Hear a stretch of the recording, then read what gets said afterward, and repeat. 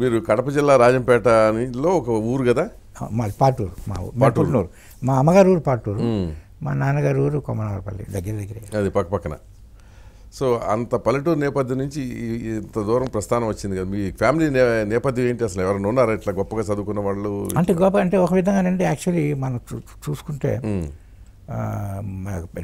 Very rich, very educated అదేం కాదు, కానీ ఓకే ఒక కొంతవరకు ఎలైట్ కాదు మా family, but in some ways privileged. Let us accept. ఈ సొసైటీలో స్కూల్కి వెళ్ళి చదువుకునే అవకాశం ఉండేవాళ్ళే తక్కువ. మాదంతా రైతు కుటుంబం ఉన్నా కూడా మా తాతగారు కొంచెం చదువుకునే ఇంట్రెస్ట్ ఉండేది.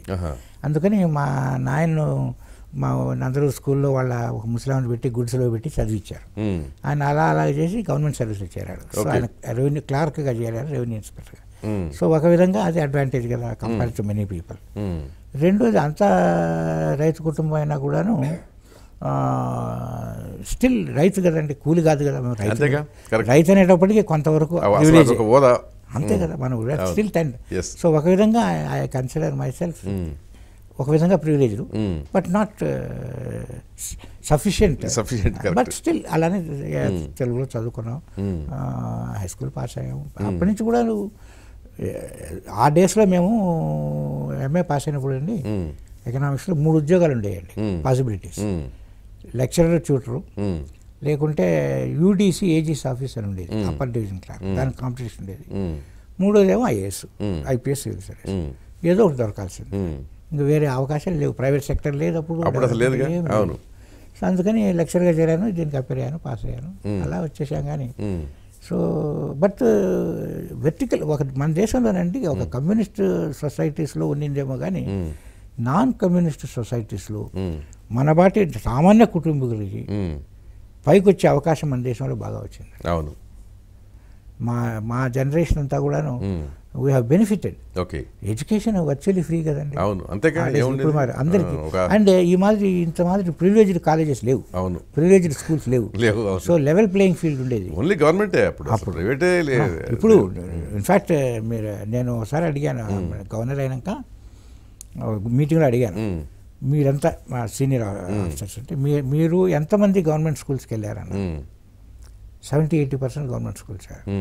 మీ పిల్లలు ఎంతమంది గవర్నమెంట్ స్కూల్స్ వెళ్తున్నారు? Very few. మళ్ళీ అడిగాను నేను, మీలో ఎంతమంది గవర్నమెంట్ హాస్పిటల్స్కి వెళ్ళారు చిన్నప్పుడు? అందరూ. ఇప్పుడు మీ పిల్లలు ఎంతమంది గవర్నమెంట్ హాస్పిటల్? Very few.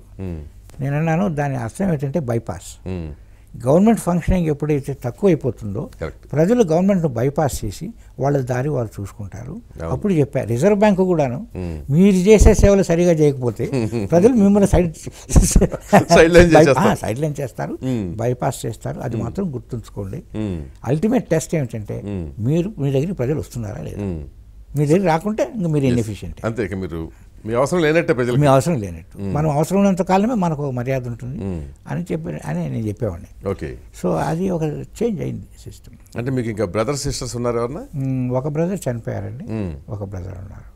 అంటే వాళ్ళు చదువుకున్నారు ఎట్లా? ఆయన చదువుకున్నాడు, ఆయన కూడా పిహెచ్డీ చేశాడు. పిహెచ్డీ చేసి ఆయన ఇంటర్నేషనల్ కన్సల్టెంట్గా ఇప్పుడు రిటైర్డ్ లైఫ్.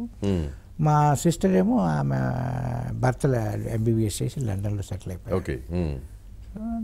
ఇద్దరు పిల్లలు మీకు? వాళ్ళు అమెరికాలో సెటిల్ అయిపోయారు? లేదు, మా అమ్మాయి ఇక్కడ వచ్చారు, అమెరికాలో చదువుకున్నారు, ఇక్కడ వచ్చారు, ఇద్దరు కొన్ని రోజులు ఉన్నారు. మా అబ్బాయి వెళ్ళిపోయాడు, మా అమ్మాయి ఏమో ఇక్కడే ఉంది. ఇక్కడే ఉండిపోయారు వాళ్ళు?